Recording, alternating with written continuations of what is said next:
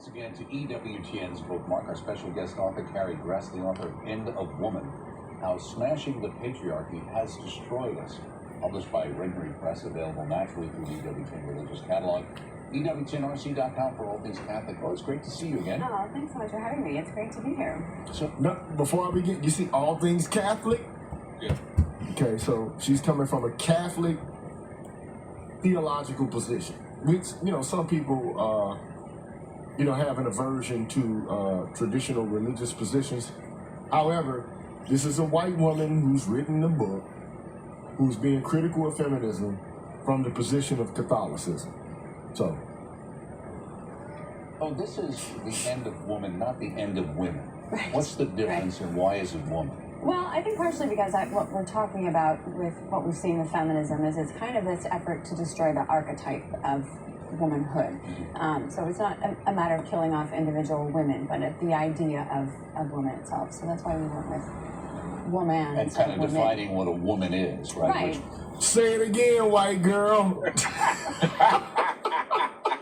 You gotta jack my line, man. Right. Look, I'm jacking for beats right now. I knew you would get a kick out of me saying that, but. Oh, yeah.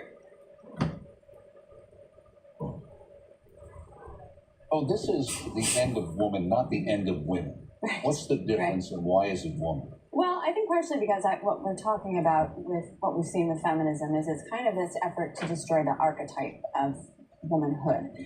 So it's not a matter of killing off individual women, but the idea of woman itself. So that's why we went with woman and kind of defining what a woman is, right? Right. Which, say it again, white girl.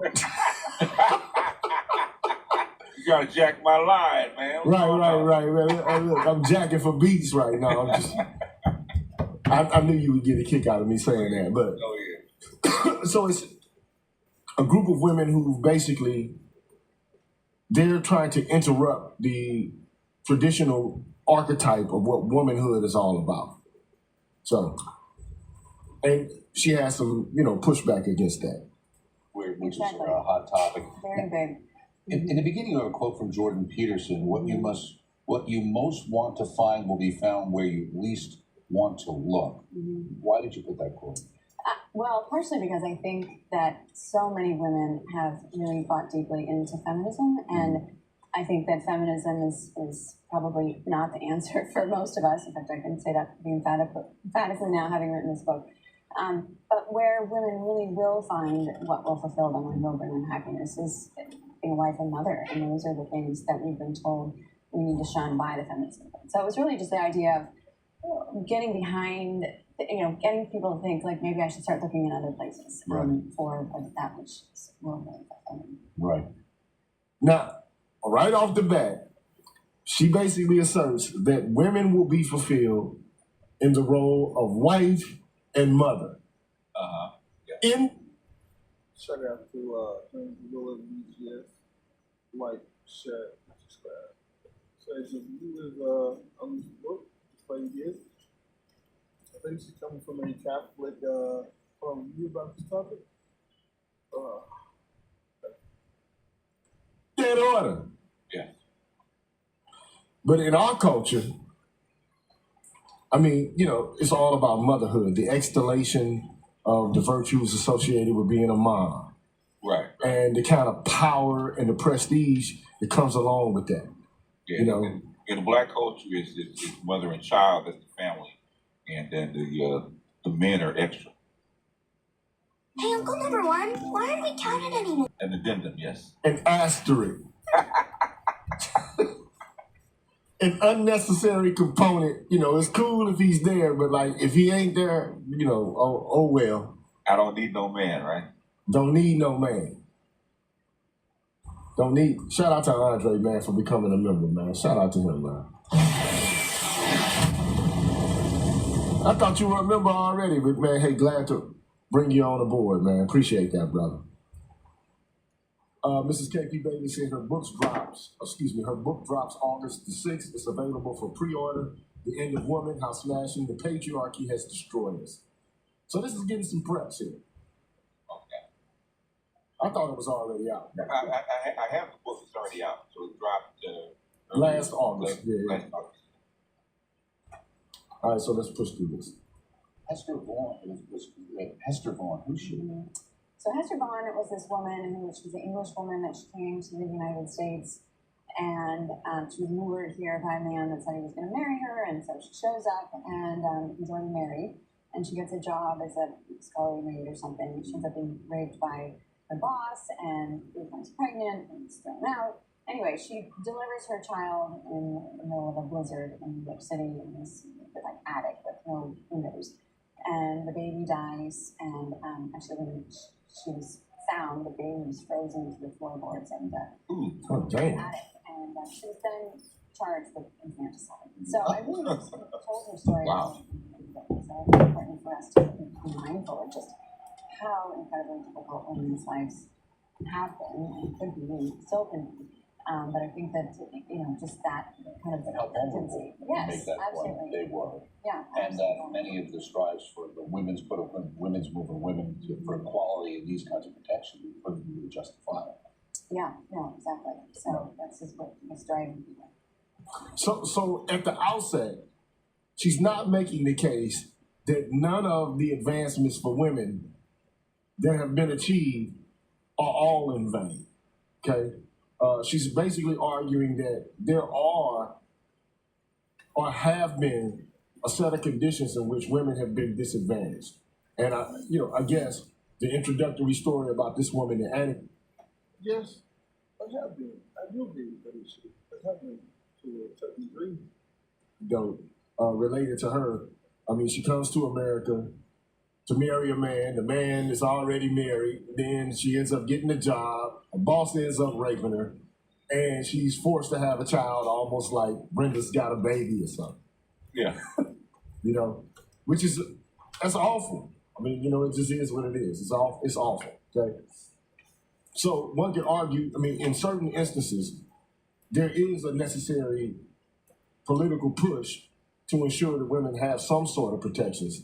But I think that, her argument is going to be that, like the protection has moved and morphed into something entirely different than what it was originally intended to be. But not even that, though. I think, she has some criticisms about the seeds of feminism to begin with. But we have to get to that point. So let me push. I keep pausing, so. You also talk about the fact that in that vulnerability, that in looking at this, they view motherhood making women vulnerable, which it does in some ways because of that. You say feminism embarked upon a twofold approach. The first step is to help women become more like men, independent and unconstrained by nature. The second is to end the patriarchy. Okay, what is a patriarchy? All right, so the patriarch. I think she's on to something here. I mean, we've said it before. Women want to be like men. Yeah. They're groomed to be men. They're taught to be men. They not necessarily want to be, but they're taught that way. So they're taught that there's something weak and undesirable about actually being women.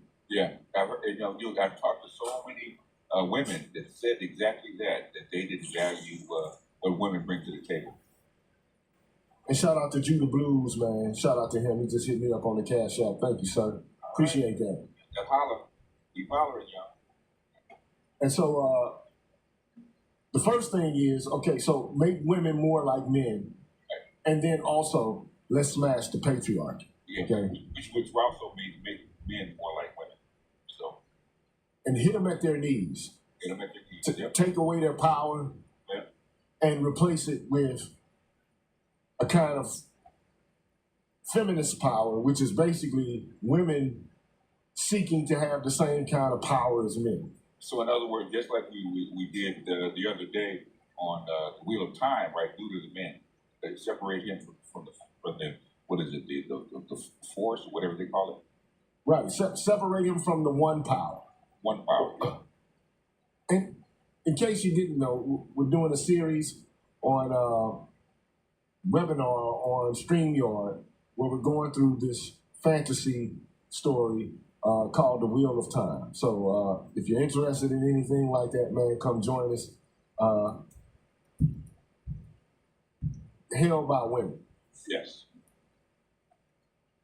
Different angles Of all people, Yeah, right? exactly. So the idea of getting rid of the patriarchy started before that, without using the language, but how do we collapse society down into something more egalitarian? And this is, of course, fruits of the French Revolution and whatnot. So, Remember, Doc? Hold on, so you can stop it too. You, like, if you want to say something, Yeah, stop it. yeah. Remember. That's why I asked you actually to go back and actually see where the what is it the social contracts started in France. Right. The French Revolution, the Enlightenment. Because I had a feeling that feminism could be traced to the social contract, right? And she said the same thing.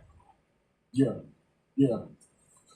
And ultimately, the whole goal is to reach some sort of egalitarianism, Right. and to, I mean, this is a religious woman, okay? So she's a Catholic, practicing Catholic. So one of the things that she's going to argue is that God has bestowed men with a kind of traditional and a kind of a decreed hierarchical position of power and authority. Okay, and that these women don't acknowledge that at all. In fact, I mean, keep watching, you'll see that many of these women were members of the occult. Okay, and they rejected Christianity and adopted occultist practices where they could replace the traditional authority associated with Catholic or even Protestant religious faith. Yeah. So let's keep pushing. that's one of the, we do this all the time now, to smash the patriarchy in so many different ways in our own day, but it's Kind of like a bogeyman Yeah. that's used, right? Yeah. Okay, and even you have Kate Millett here, domination, oppression, the most pervasive ideology of our time, interior colonization, theoretical imperialism. And then you make the point, you say, well, what happens when the patriarchy disappears? Has it disappeared? Is that what we're experiencing, or what? Bruh, black. Yeah, you look at the spirit, walk around, do this shit. Now we do. Folks know damn full well what happens when the patriarchy disappears. Oh yes. Okay? When the patriarchy is totally gone, you excise men from family life, you get chaos. Okay?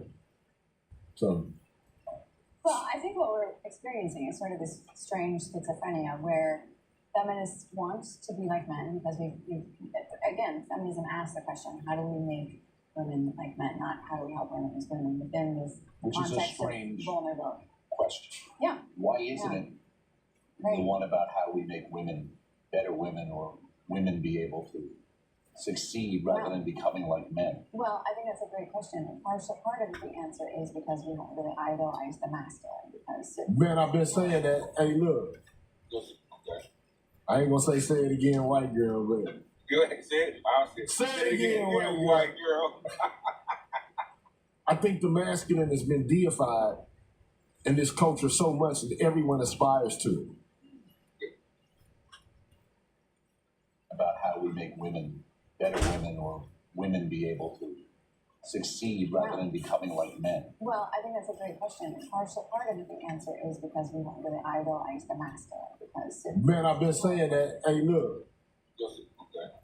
I ain't gonna say it again, white girl, but Go ahead, say it. I'll say it. Say it again, white girl. I think the masculine has been deified in this culture so much that everyone aspires to it. And I think that the rules related to feminism is the idea that, you ought to get men to reject masculinity on their own account and to embrace femininity so that women can more easily practice masculinity uninterruptedly. At a lower level. In other words, a level that they can actually attain.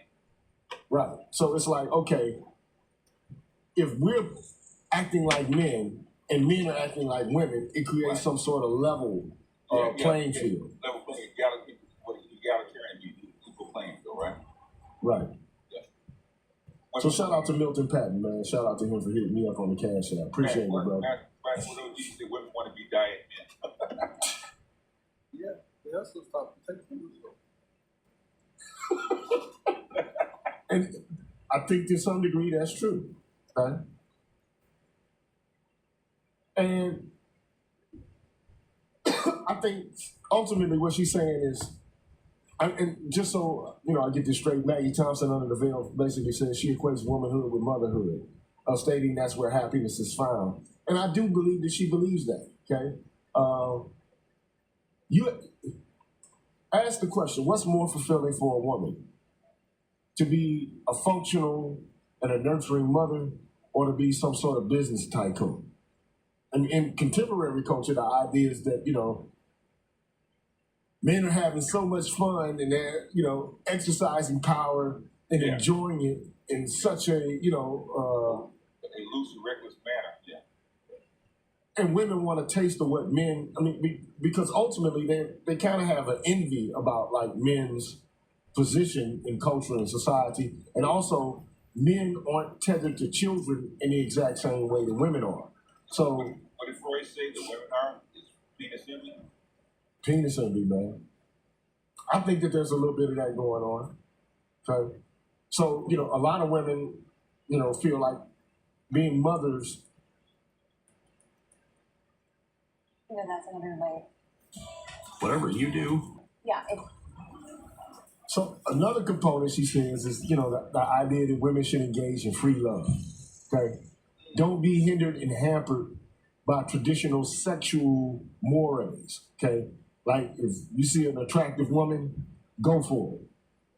So the idea is that you don't have to be demure, you don't have to be chaste.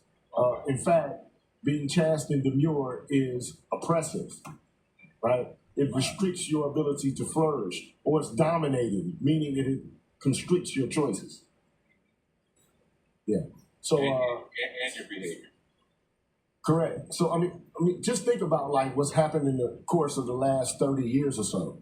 I see a bunch of gender bending people everywhere, man. Like that I had never seen before. So one could argue, like, a case can be made that there are some people in this culture who experience gender dysphoria. Okay. But like the multitude of people who are engaging in these practices now, I think this is more a function of culture than it is of some sort of psychological friction within the identity formation of the individual. Yeah. You know what I mean? So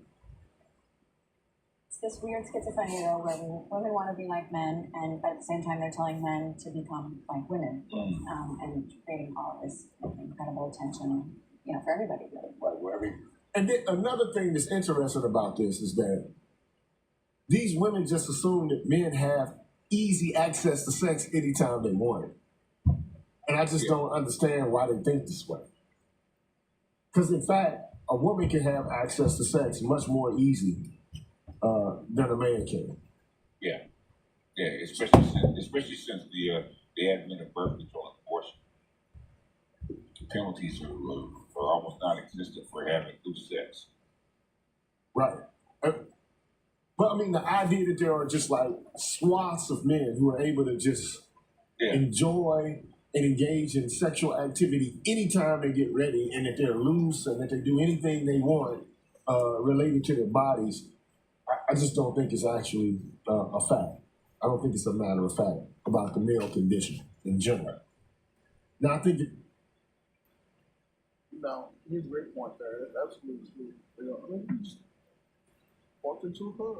A woman does not have to buy a drink. She get free drinks all night. Especially if she's like. There's an elite group of men who are able to have access to sex, much more so than others. But the idea that men as a class, as a whole, have easy access to sex, I just don't see it as being the case. I think that's an idealized version of masculinity that women have in their heads. Yeah, it's distorted. I think it's a distortion. Very much so. But he's trying to figure out what rules are they, what am I supposed to be doing, how am I supposed to be acting? Right. You talk about the people behind feminism, the idea of tragic and difficult lives many times when you look into it, especially with often tortured relationships with men. So out of that, you would assume that has impacted their perspective as it relates to the relationship between men and women in general. Yeah. No, absolutely. I mean, the whole first section of this book is called The Lost Girls, and almost to a one, these women have had some kind of abuse. They've had terrible parents. They had awful relationships with men. It's those kinds of things that I think really skew our vision. We know this happens, and our brokenness is very hard to see things clearly. And so their solution has been not how do we repair these relationships and help women again, but how do we change? How do we break down these taboos that they think are causing the problem instead of being a solution to it? So it's always a move to liberalize things instead of a move to see that maybe the Ten Commandments and things like that could help. Well, as you point out, in the 70s, women rated their over. Well, shout out before I go further, man. Shout out to MC Recovery in the Laughs, man. Appreciate the hit up. Appreciate that, sir. He says, been a while, Gigi. I'm working on a stream of Black Men and Boys grant proposal that was won by Dr. D. Grant. I wrote for LA County, MH, YouTube, a stream later of his PowerPoint. Hope my job don't hate on it. I hope not even. You know how these folks are, man. And shout out to that brother. Keep with the abreast of it, man. Help you out. Yeah, and at this section of the video, she's basically saying a lot of these women who pushed for feminism came from family environments that were dysfunctional, and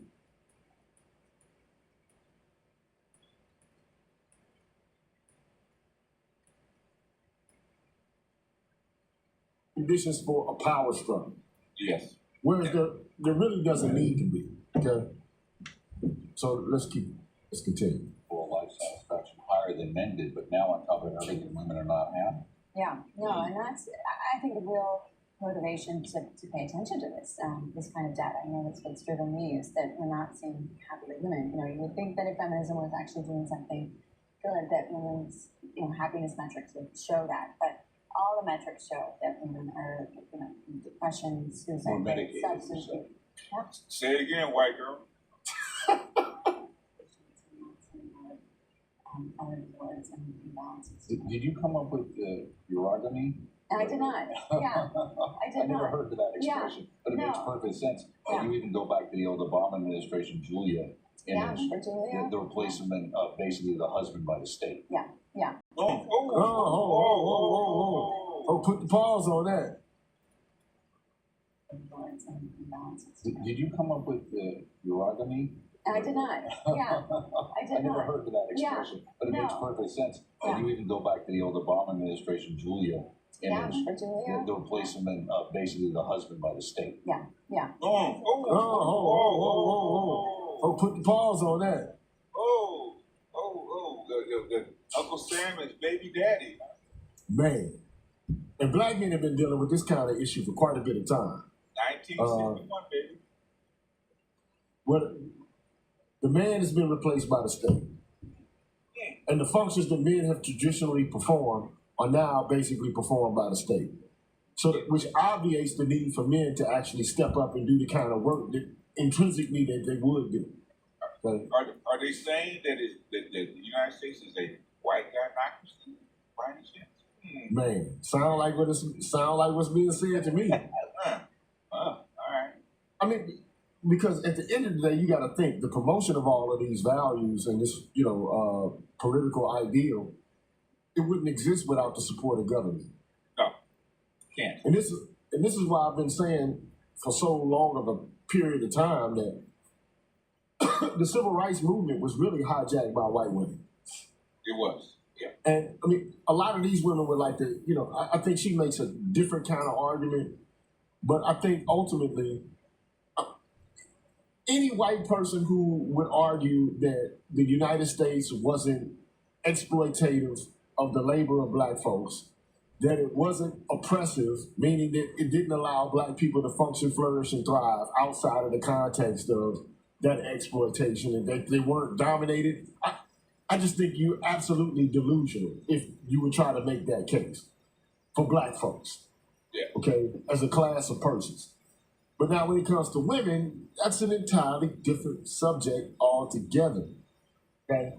And I don't think that you can combine what's happened to black folks with what's happened to women, but it's been done to such an extent that, like, contemporarily, white women are the ones who basically been able to eat off the plate of the black struggle. So that's just my thoughts and sentiments about it. So let's continue to push. To men, and marriage has become kind of a status symbol for them because it's something just totally unachievable based on how and the direction in which the culture is going. Right, and of course you talk, it's time for honest women to recognize that feminism has not been the boon for women that it has been presented, even though it presented many advances, as we alluded to earlier. Women were told that abortion is consequence-free, that hookup culture, casual sexual normal, and hormonal therapies for birth control or puberty blockers have no side effects. You go on to say feminism has likewise been awful for men, but it has been particularly awful for children, especially children of unmarried parents. Oh, can you say the Moynihan report? And Kenneth Clark, Clark Kent. Yeah, so the idea is that, like, when you take the relationship between men and women out of the picture and you reposition, the family as just being something centered around women and children primarily, then you lose. Okay? Women aren't happy with that arrangement, even though they act like they are. Or maybe, pathologically to some extent, some women are happy with that arrangement because they have a sense of power and control related to that kind of social arrangement. So, but the idea is that, come on, man, like, are women living their best lives? I mean, you see these kind of reaction videos from guys like Fresh and Fit, and there are other people who do these kind of videos, and they talk about women who are just going out there, with high body counts, engaging in wanton sexual activity. And it's like, are you really living your best life? Are you really actually happy with that kind of lifestyle? Yeah. Right? And then what impact is it going to have to your development and your capacity to be involved in a meaningful relationship later on? Yeah. So shout out to Hurricane Greg, man. Shout out to him. The Gucci Boot Warriors. Yep. Booty feet. Shout out to Dr. Thunder. What's cracking with you, brother? I'm going to give you a bomb just on GP.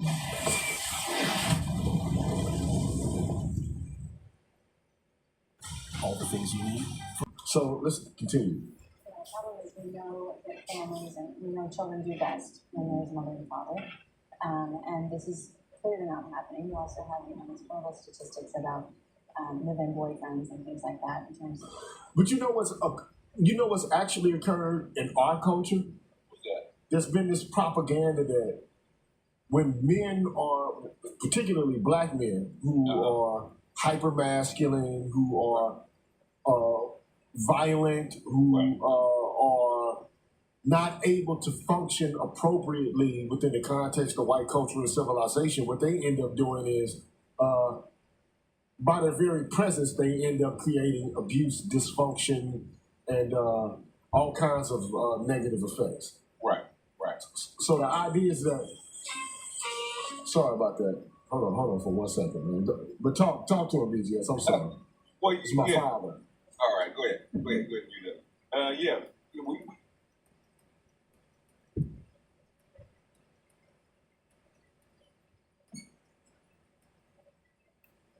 Living boyfriend or something like that going on. Exactly. You say this book is not about argument, and we should go back to, the 1780s, the 1880s, even the 1950s. Then what are you arguing? Well, I think that what I'm arguing for is to get beyond, to reject feminism itself as an ideology, and I don't think that we have to go back to those places. I mean, this is one of the cudgels that, invariably we're told we can't be anything other than feminist because we think we're going back to something oppressive or awful. But I think society and culture have changed significantly, and it would be incredibly hard to go back to those things. So I think what we have to do is look at who we are using human nature, but also and move forward within that by rejecting what feminism is presenting to us as normal and healthy and happy. I thought this was a Now, see, this is where I don't think it's a strong enough statement. To be perfectly honest, it's like, okay, well, we can't put the water back in the vessel. Yeah, right. And to be perfectly honest, I don't think you can. Okay. Different environments, so you know you can't. Yeah, you're not gonna put that. So women aren't going to be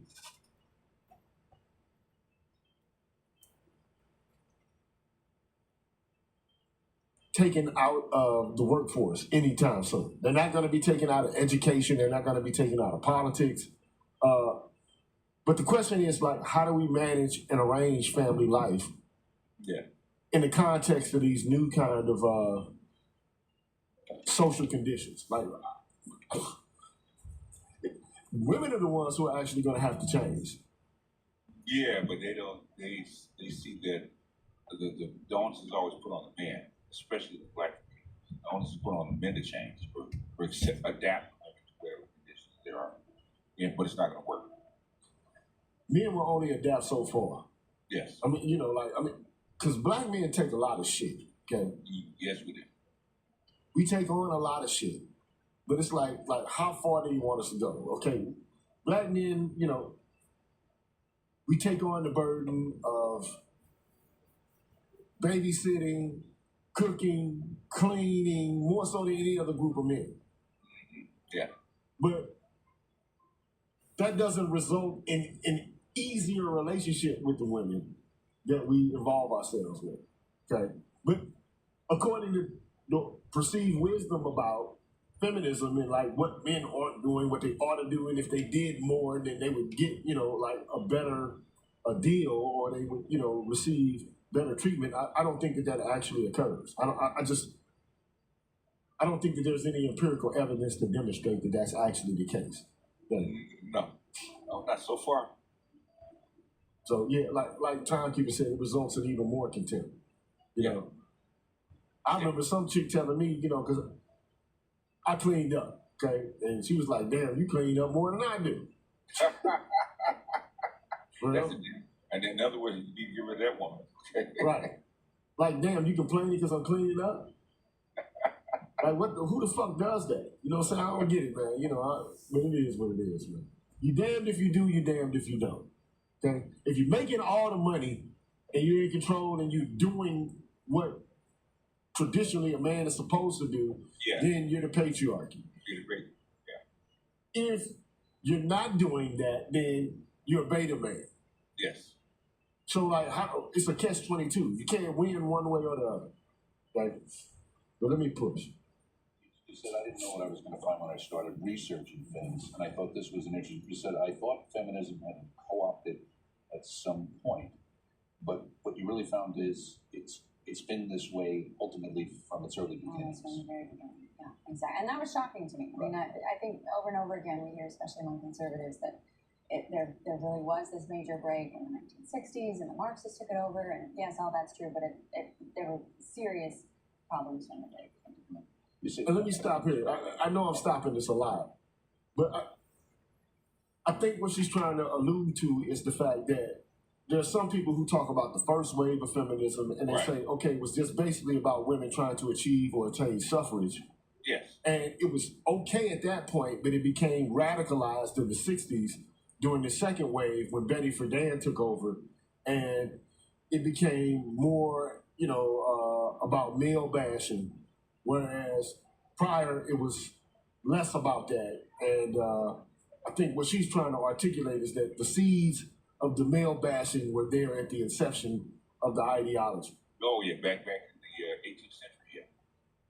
So just let's see what she has to say about it.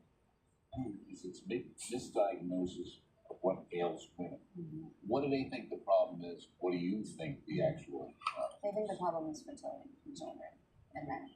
So anything that pulls away from this notion of an independent woman is the problem in their vision. And I think, obviously, that's not the problem. I think the problem is striving towards that ideal of independent womanhood, which we know is really a myth. Now, you say the book is divided into 4 parts. You kind of mentioned the first part. Part 1. Let me stop there. So, what are the problems? Children, their fertility, they're conditioned naturally in terms of how they're connected to the process of Reproduction. bearing children in men. Yeah.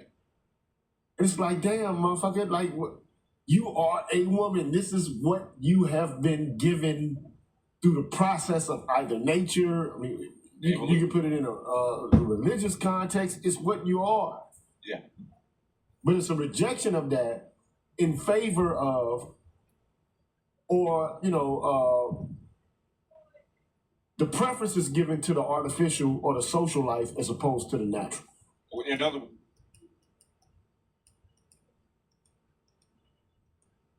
early development of feminism into its contemporary iteration.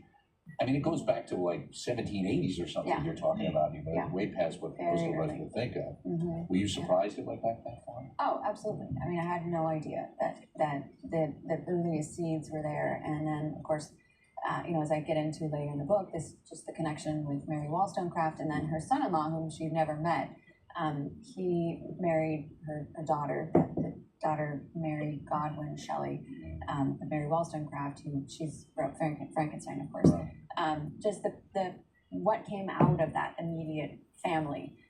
In terms of the feminist movement and what kind of the seeds of it was really Out of the fascinating. dysfunction of the Absolute family and the dysfunction. relationships with Yeah. her husband and then Yeah. Lord Byron, which you go into, Yeah. etc. It seems like they created their own Frankenstein in another way. Yeah, I think you're right. That would Yeah, they kind of go back to the Bible, and they're talking about Eve. The Bible. Then they kind of get rid of Eve. Get rid of Lilith. My father talking about the relationship with Lilith, and then we get Eve. I think that's kind of pretty much what we're talking about in a Christian. dealing with. And in part two, you move on to the way feminism became identifying narrative for Western women. How did that happen? Well, much of it was because it sort of joined in arms with Marxism, and part of it was the incredible manipulative work of Betty Friedan in her book *The Feminine Mystique*, where she hid the fact that she was a communist. Right, that was interesting. Yeah. That she had been involved with organizing and things like for that. years, She yeah. acted like she had no background at all. Right, She just just a came to this housewife. on her own, right? Yeah, right. exactly. And that's really where you see the kind of manipulation that she's using. She's using tactics like, this victim mentality of, women that are locked in their, she calls the comfortable concentration camps.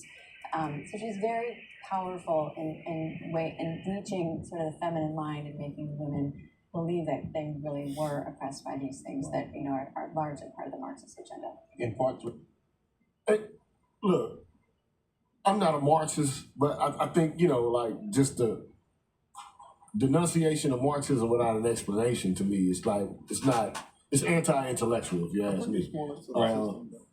However, It's how you engage in the system. I do think that, she's correct that, Betty Friedan did kind of marry Marxism with the female condition. So, the women are the proletariat, all of them, and men are the bourgeoisie.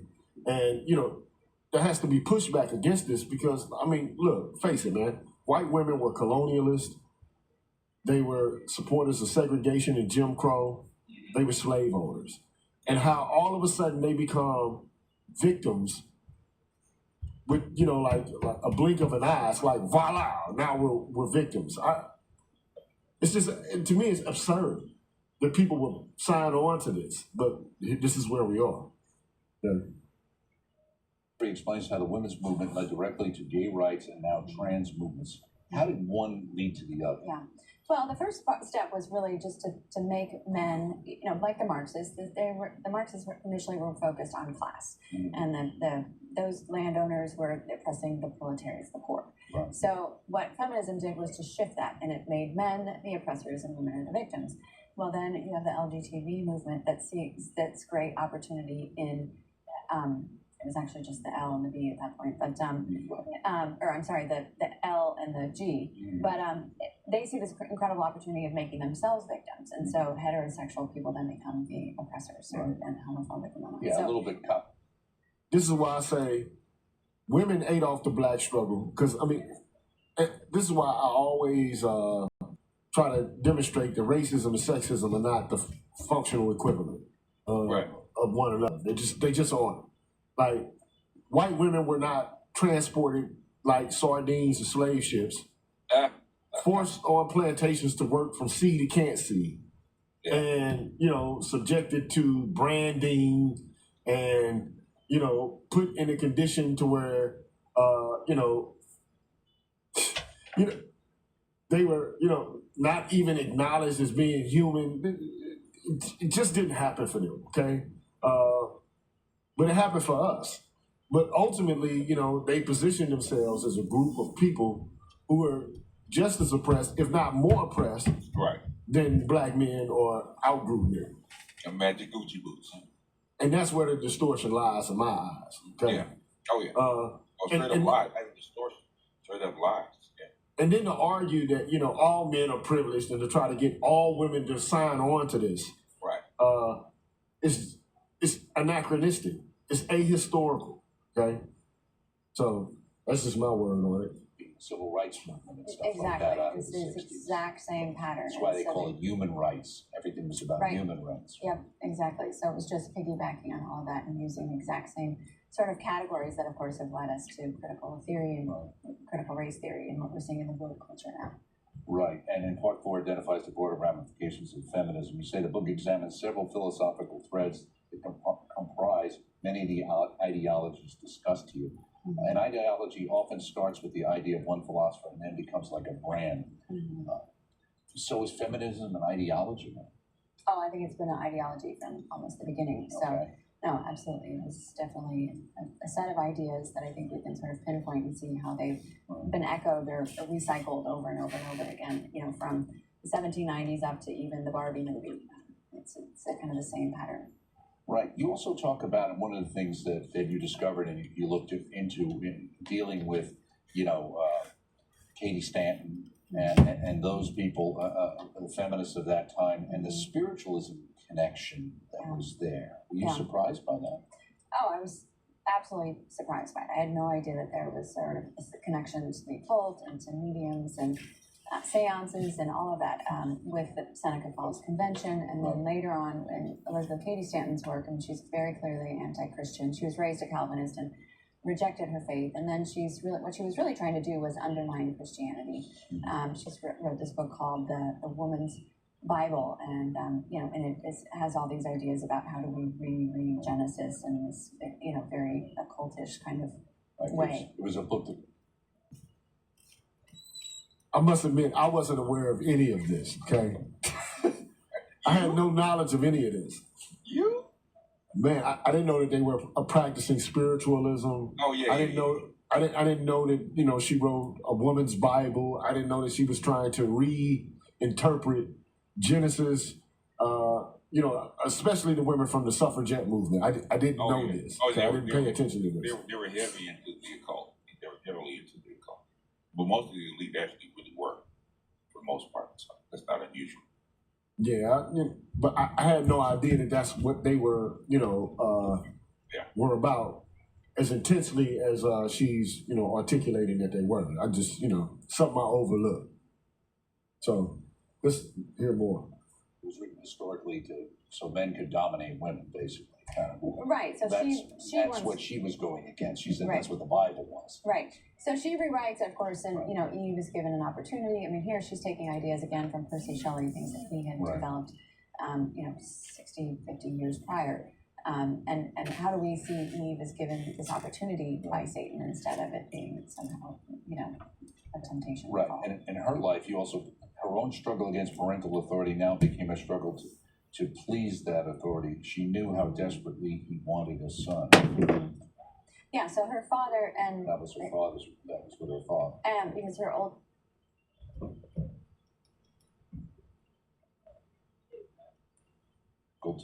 To please that authority, she knew how desperately he wanted a son. That's what she was going against. She said Right. that's what the Bible was. Right. So she rewrites, of course, and Eve is given an opportunity. I mean, here she's taking ideas again from Percy Shelley, things that he had Right. developed, 60, 50 years prior.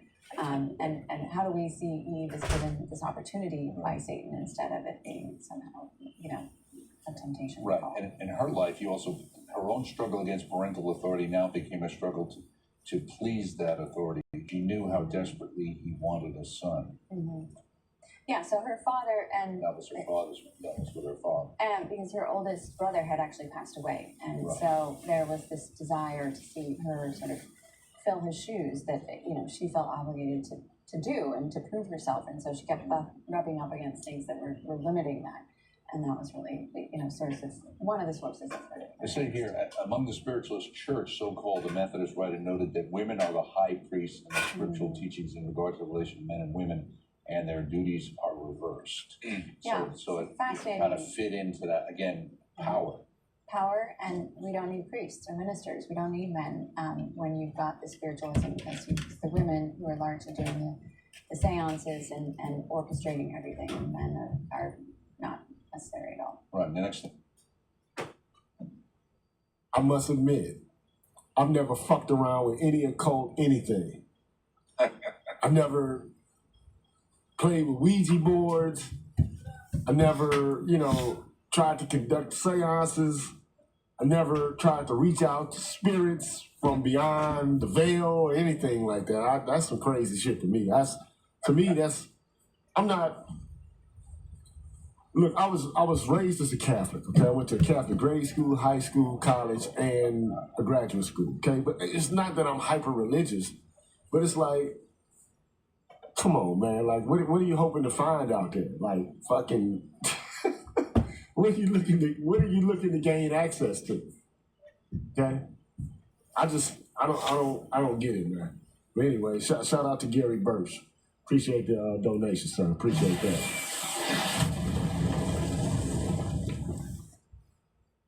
And not that I'm a firm believer in like demons and shit like this. But it's like, come on, man. Like, what are you actually looking for? It just seems like some silly shit to me, if you ask me. But okay, well.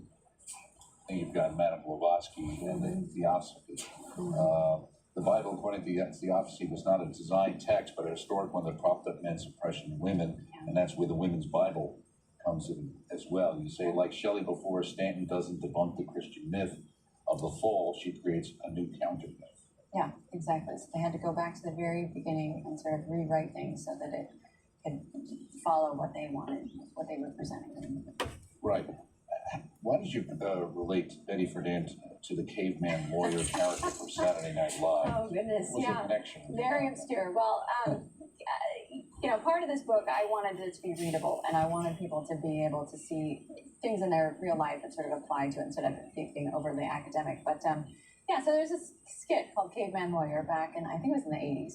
And he would show up in this suit and explain how he had been thawed from, this crevasse that he had been frozen in for 100,000 years or something insane like that. But he would be in a suit and he would be able to win every argument that he made in court. He was a trial lawyer because everybody loved his story and found it so compelling. And surely a caveman thought from the frosty tundra would not tell a lie. So I kind of likened that Betty Friedan to that, because she's presenting herself as this sort of very innocent housewife that didn't really even think about women's issues until the 1950s. And of course, there's so much evidence that she was clearly thinking about communist issues, and we can see that in her work. It's very apparent there's references to it in the feminist. And very Alinsky-like in the way she dealt with Exactly. many of those things. Exactly. You say main point here, and this is in this section on Betty Friedan, echoing Marx and Engels' model of motherhood, was that women would only truly be free when they entered the paid workforce, which is also why in the Soviet Union they made abortion legal. It wasn't to free women; it was free women up to state work at the factory. Hey man, I'm not.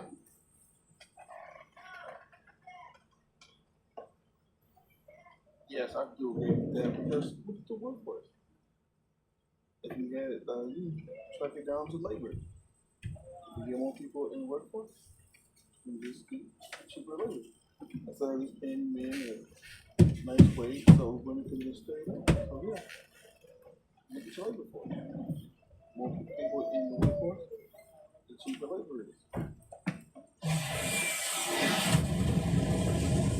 what better way to get women to work than to absolve them the responsibility associated with motherhood?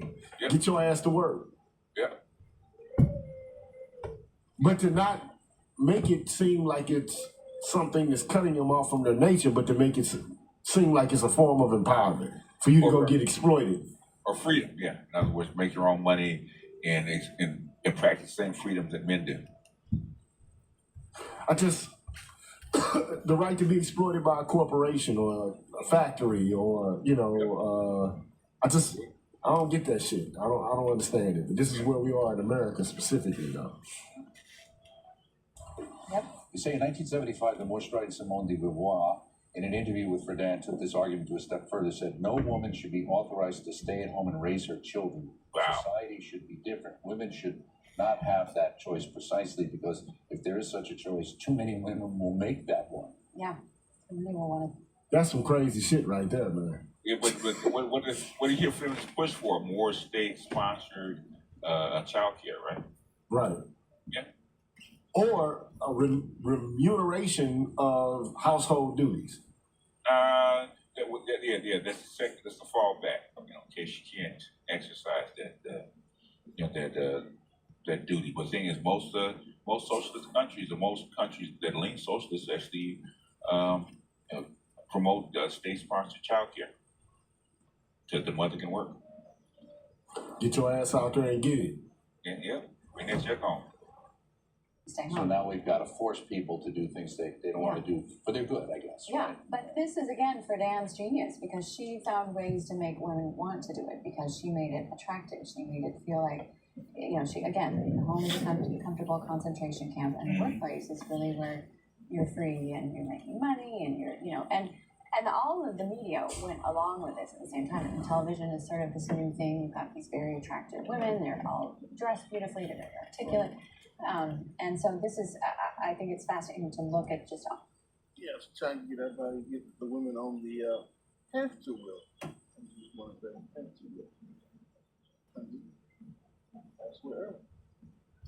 all of these dynamics, how they work together to sort of present this model and make the home. But do you think all also those people are Shout out to PK Angel, man. Shout out. Shout out to him for the $10 holler, man. Appreciate that, bro. That's what I was going to also say. Cosmopolitan, the magazine, it kind of like, in the same way that Playboy kind of promoted a certain kind of lifestyle for men or elite men, something similar was occurring, with women, especially with Cosmopolitan. It's like, I forget the name of that TV show, but it's like an embodiment, Sex and the City, that's it.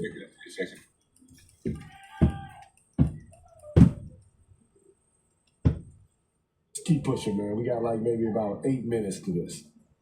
living that lifestyle in such a way, and they need the justification for these things because those other issues, home, family, these kinds of things, abortion, are things that impact them. And we're learning, a lot now from the glory days of Hollywood of how many, famous female stars had abortions, including Marilyn Monroe multiple times. Because you can't get pregnant, we can't allow that. You talk about Kate Millett and kind of our own cultural revolution going on here by destroying the American patriarchy. How do we destroy the American patriarchy? By destroying the American family. This is at the heart, really, of the movement for so long was that goal of how do we get rid of the family? How do we break that taboo? How do we restructure society completely into our own imagining? And Millett was very intelligent.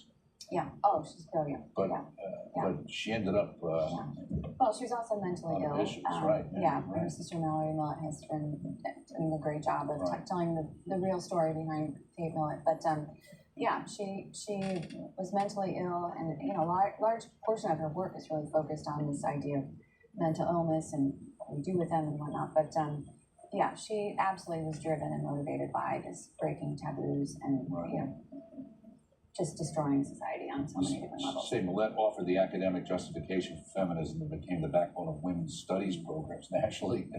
We're living with those now. That was featured on Time magazine's cover. Millett was a huge advocate for abortion on demand.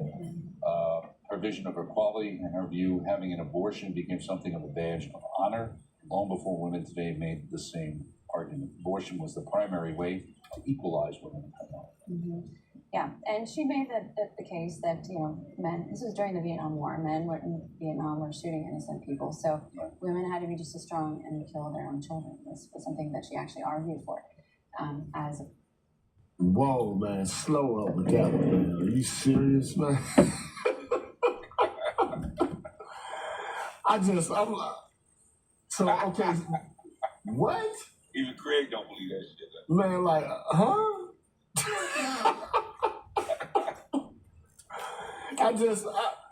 That's a strong claim, man.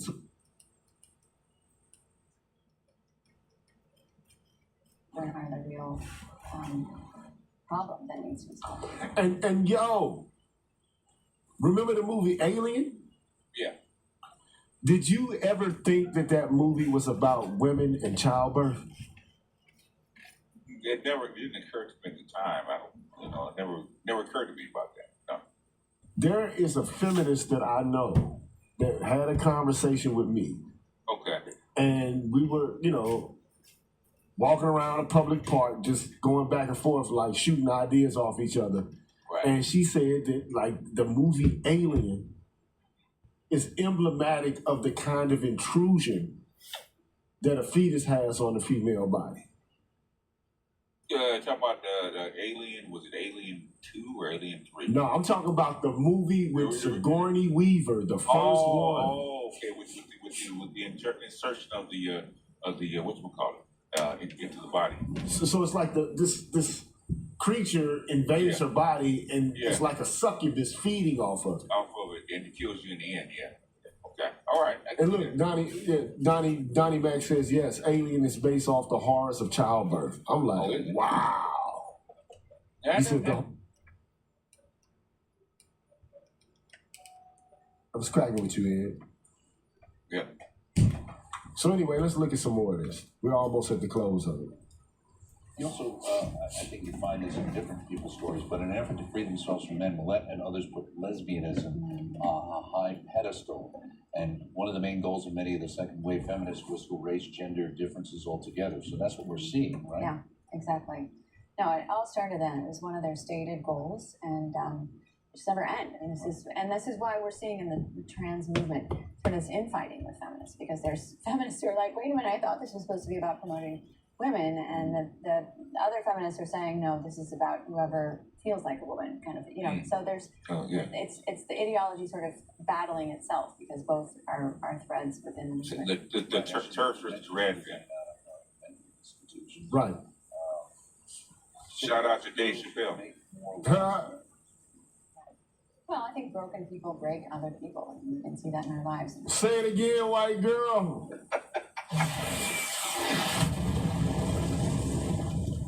Broken people break other people.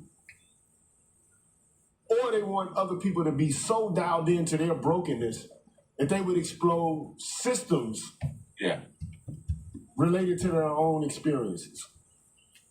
So because I'm experiencing some phenomena, you have to fucking understand my point of view and alter society. You have to commiserate and empathize with what I want from the world because I'm undergoing X, Y, or Z.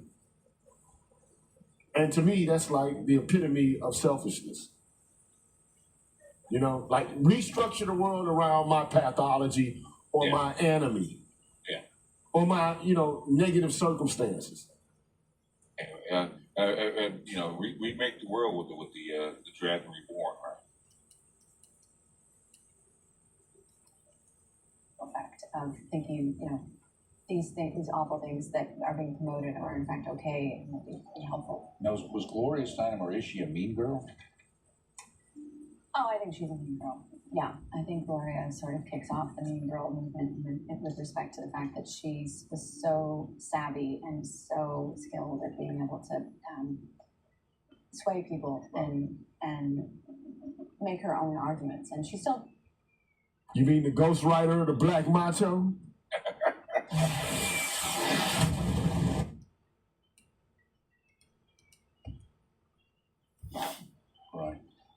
She was another person who had some interesting relationships with her father, as I recall.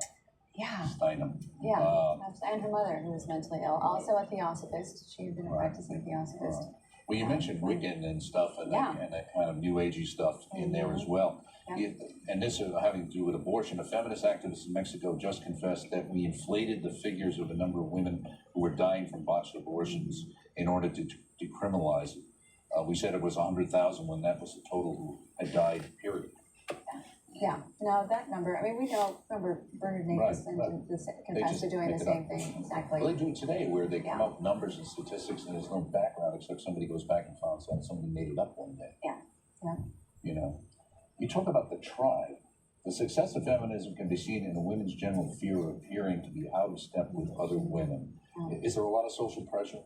Oh, absolutely. Yeah. Yeah, no, I think absolutely.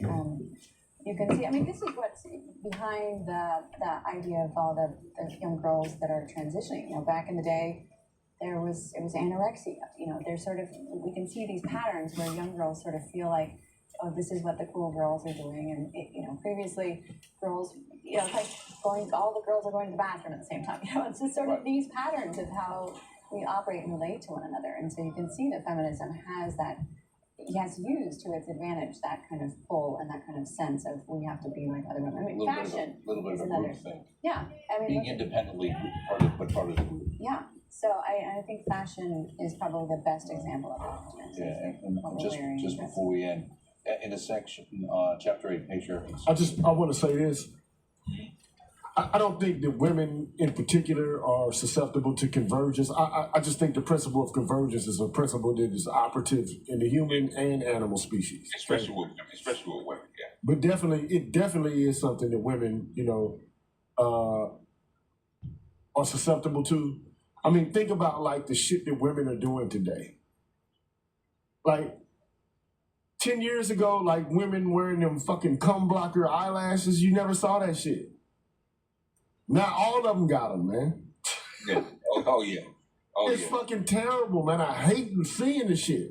Or the plainly false, like the weaves and shit that look like wigs. Come on, man. Like it's terrible looking.